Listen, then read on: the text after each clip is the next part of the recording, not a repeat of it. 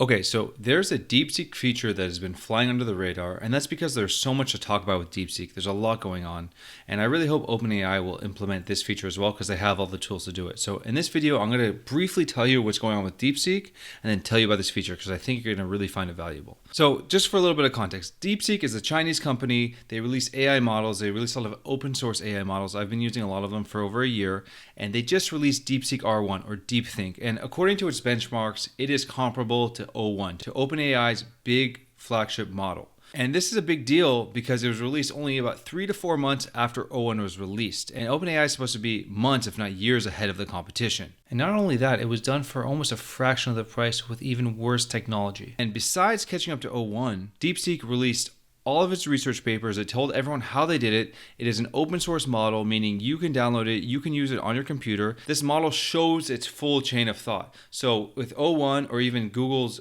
Gemini Flash Thinking, you see like a truncated, like a short version of its thoughts. You can't really see what's going on here. But in DeepSeek, you see it all, and it's really interesting. It's kind of like a human. The way they achieved this thinking model is really, really interesting. It's a huge feat in and of itself. So this really challenges OpenAI's perceived leadership in the AI world, because who would have thought that DeepSeek was able to do this within a few months? Now OpenAI is sweating because DeepSeek released comparable tech so cheap that it seems to be free. So DeepSeek you could use on their website right now. I'll put a link down below, and its API is also very, very cheap compared to using OpenAI's O1 API. So this shows that open source and rapid catch-up is possible, and it also disrupts OpenAI's business models. And let me just tell you a little bit more context.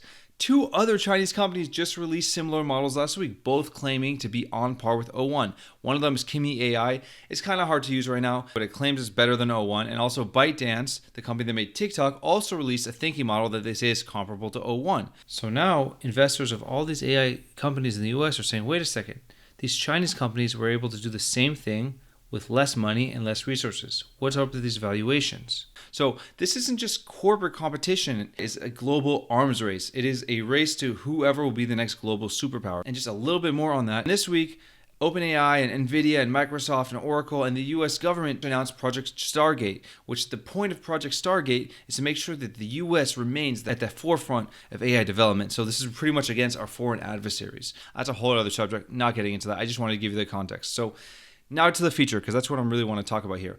I love AI search. To me, it is one of the biggest daily life challenges since AI became mainstream. It's what I use daily. So in the beginning, I dropped Google for Perplexity, and it's so much better. Going from regular search to AI search is amazing. And then ChatGPT got its search functionality, which is really cool. But in OpenAI, the search and the thinking are separate tools. They don't really interact. You can't use them both together. But then when I started messing with MCP servers and I made my Ultra Claude search tool, which I'll put in a video and I'll make a link here, I've been using mainly that because with that, you're able to combine sequential thinking with searching the internet.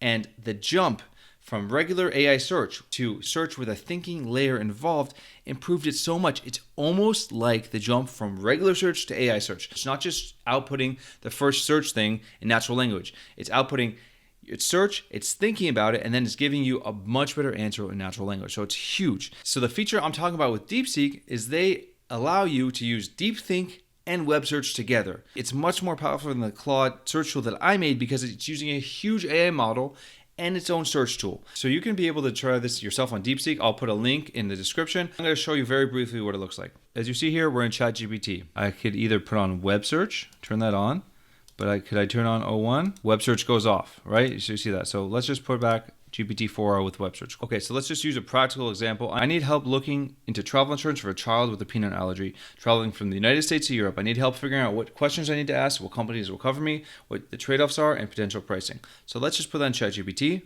with web search. It's really fast. Okay, now let's ask the same thing to my Claude Ultra Search tool.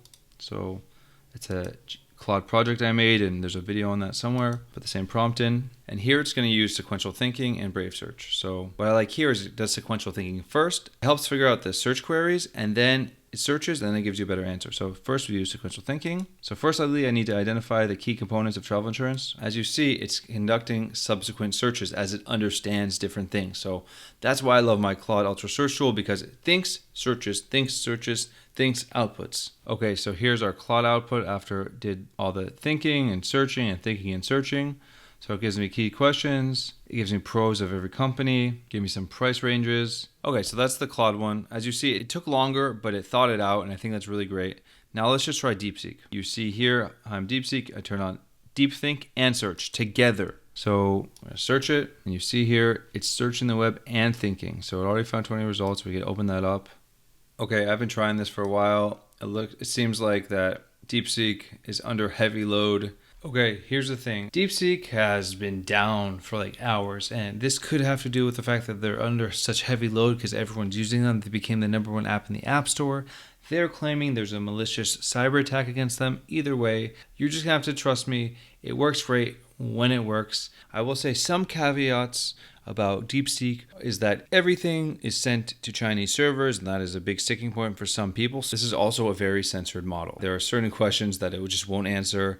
They're hard-coded in there. I'm not going to get into it right now, but that's something to keep in mind. Another thing I want to tell you is that even though it's claimed to be open source, there are some people saying, well, we didn't really see everything. We didn't see the training data. We don't know how many GPUs they're using. So there's a lot of things we don't know. I don't think that takes away from the feat that DeepSeek has, but it's something to keep in consideration. Let me know what you think about DeepSeek. What do you think about the race between the United States and China, about Project Stargate? Let me know if you're still using AI search and if you think adding thinking to an AI search tool will really make it better. I'd love to hear your thoughts. Thank you for watching and have a great day.